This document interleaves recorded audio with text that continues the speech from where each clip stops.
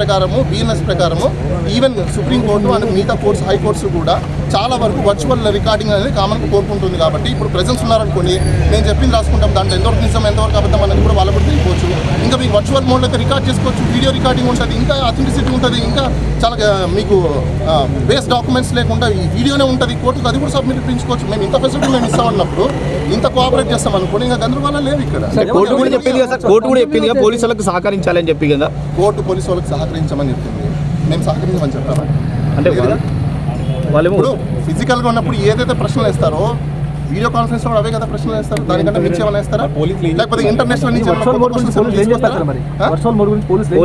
తెలియదు, ఇంకా వాళ్ళు రిప్లై ఇవ్వాలి. సార్ 19వ తేదీన 4 రోజులు గడువు కావాలని చెప్పి కోరారు, ఆ గడువు ముగిసింది. ఇప్పుడు మళ్ళీ వాళ్ళు కాదు, వాళ్ళు తర్వాత సబ్సిక్వెంట్ ఇంకో నోటీస్ పంపించారు.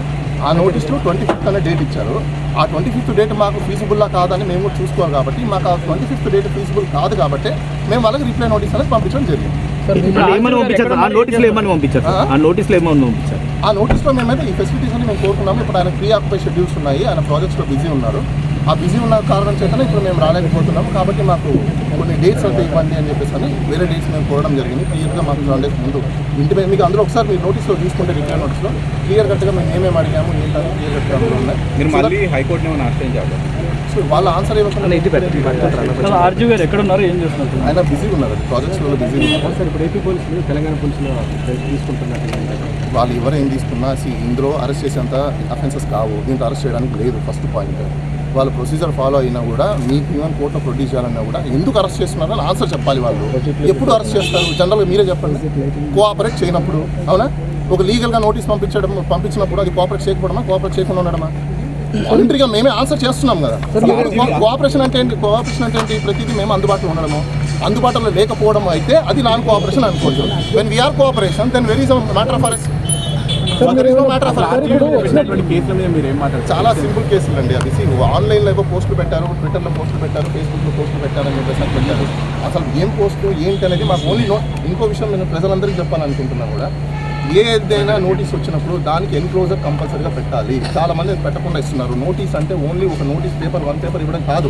పేపర్తో పాటు క్రైమ్ నెంబర్ ఏదైతే ఉందో క్రైమ్కి సంబంధించిన ఎఫ్ఐఆర్ ఇవ్వాలి, కంప్లైంట్ కాపీ ఇవ్వాలి.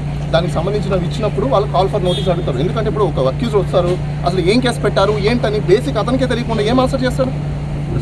అసలు కేసు తెలియాలి కదా. ఇలాంటి కేసులు ఎక్కువ ఉన్నాయంటే మరి అక్కడ ఆ స్టేట్లో ల్యాండ్ ఆర్డర్ అలా ఉంది, ఏం చేయగలుగుతాం? ఏపీ మొత్తం కూడా సోషల్ మీడియా మీద కేసులు జరుగుతున్నాయి. అవునండి, నేను అదే అంటున్నా. ఇప్పుడు 1 year బ్యాక్ ఇంకోటి చెప్తున్నాను. 1 year బ్యాక్ ఎప్పుడో పెట్టిన పోస్టులకి ఒక సుప్రీంకోర్టు గైడ్ లైన్స్, అదేవిధంగా సిఆర్పిసిలో కొన్ని రూల్స్ ఉన్నాయి. 6 months, 1 year, 3 years లిమిటేషన్స్ ఉంటాయి. లిమిటేషన్స్ అయిపోయిన కేసులను కూడా పెడుతుంటే ఎవరేం చేస్తారు? అంటే అప్పుడు కోర్టులో ఛాలెంజ్ చేస్తారు. పోలీసులు స్పందించలేదు అన్నట్టు అన్నారు. అదే నేను అంటున్నా. లిమిటేషన్స్ అయిపోయిన తర్వాత క్రైమ్ తీసుకురావడం అనేది అది లా ప్రకారంగా స్టాండ్ అవ్వదు. అవి లిమిటేషన్స్ ఉన్నాయా లేదా అని చెప్పేసి అని మేము దాన్ని ఎగ్జామినేషన్ చేసుకుంటాం.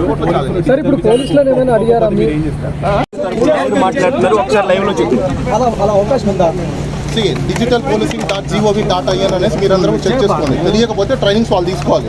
డిజిటల్ పోలీసింగ్ అనేది ఇండియన్ గవర్నమెంట్ చట్టాలు వచ్చిన తర్వాత హైబ్రిడ్ సిస్టమ్ అనేది మొదలైంది. విట్నెస్లని అలానే అక్యూజ్ని కూడా వర్చువల్ మోడ్లో తీసుకోండి అని చెప్పేసి చాలా సందర్భాల్లో చెప్పింది. కాబట్టి కొన్ని సర్కమ్స్టెన్సెస్లో మేము కూడా అదే హైబ్రిడ్ సిస్టమ్ అమలు చేయండి. ఎందుకంటే ఇన్వెస్టిగేషన్ డిలే అవ్వకుండా మీకు ఇన్వెస్టిగేషన్ త్వరగా కావాలనుకున్నప్పుడు ఖచ్చితంగా మీరు ప్రెసెన్స్ అనేది మీకు ఆన్లైన్లో కూడా దొరుకుతుంది. ప్రీ షెడ్యూల్ అయిపోయింది కాబట్టి అని ఆ మోడ్ని మేము మీరు అడాప్ట్ చేసుకోండి, ఎక్సర్సైజ్ చేయండి అని చెప్పేసి కోరున్నాము.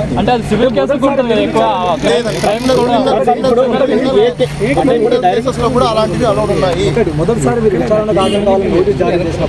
గందరగోళం ఏముంది? ఇప్పుడు నీకు పని ఉంది, పని లేనప్పుడు నువ్వు ఎక్కడ పని కాముకుంటావు, పని ఉన్నప్పుడు ఏం చెప్తావు? నాకు ఆ టైంలో కుదరలేదు, మళ్ళీ టైం కావాలని అడుగుతావు. అదే అడిగాం. దీంట్లో గందరగోళం ఏముంది? అంటే ఏ వ్యక్తికైనా స్వతంత్రంగా వాళ్ళ యొక్క షెడ్యూల్స్ చూసుకొని ఇన్వెస్టిగేషన్ కి కోఆపరేట్ చేయాలి. అరెస్ట్ ఎప్పుడు చేస్తారు? కోఆపరేట్ చేయనప్పుడు. కోఆపరేట్ చేస్తాను కుర్రో ముర్రో అని మొత్తుకొని మేము లెటర్లు రీప్లైలు ఇస్తున్నప్పుడు ఇంకెక్కడ గందరగోళం ఉంటుంది?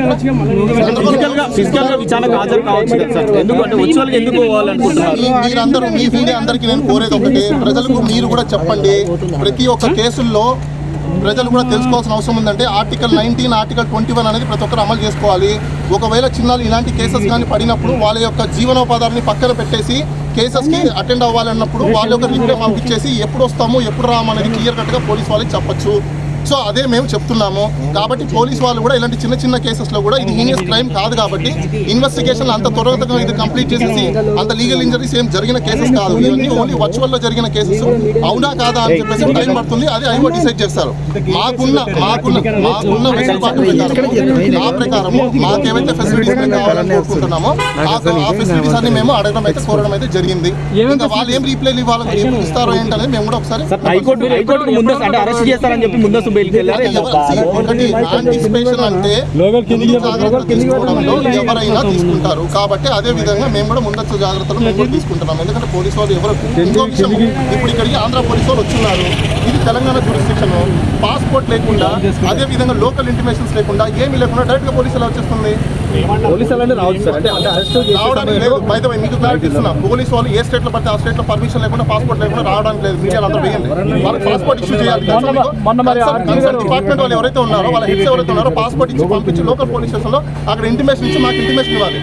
అంటే ఏ కేసులో కూడా అది కొన్ని కేసెస్ లో మాత్రమే ఉంటాయి. అవి హీనియస్ క్రైమ్స్, అవి మర్డర్లు, రేపులు, అమ్మాయిలు ఎత్తుకోవడము, లేకపోతే దొమ్మిలు, దోపిడీలు ఇలాంటి జరిగిన కేసులో. ఇది ఆన్లైన్ ఏదో పోస్ట్ పెట్టారని చెప్పేసి ఎవరో మనోభావాలు దెబ్బతిన్నాయని చెప్పేసి ఎవరి మీద పోస్ట్ పెడితే ఎవరో పోయి కంప్లైంట్ పెడితే ఇంకొకరి మీదకి రావడం ఏంటి? అసలు ఆ వ్యక్తి మనోభావాలు దెబ్బతిన్నాయని చెప్పేసి కంప్లైంట్ చేశారు. ఓకే, మంచిది, కంప్లైంట్ చేశారు, పోలీసులు కంప్లైంట్ కట్టారు, మమ్మల్ని అడిగారు మీరు ఇలా పోస్ట్ పెట్టారా లేదా ఏంటి చెప్పండి డీటెయిల్స్ అంటే నోటీస్ పంపించారు. ఆ నోటీస్కి రిప్లై ఇచ్చాము. దాంట్లో అంత భయపడాల్సిన అవసరం ఏముంది? దీని ప్రెజెన్స్ కావాలనుకున్నప్పుడు అంత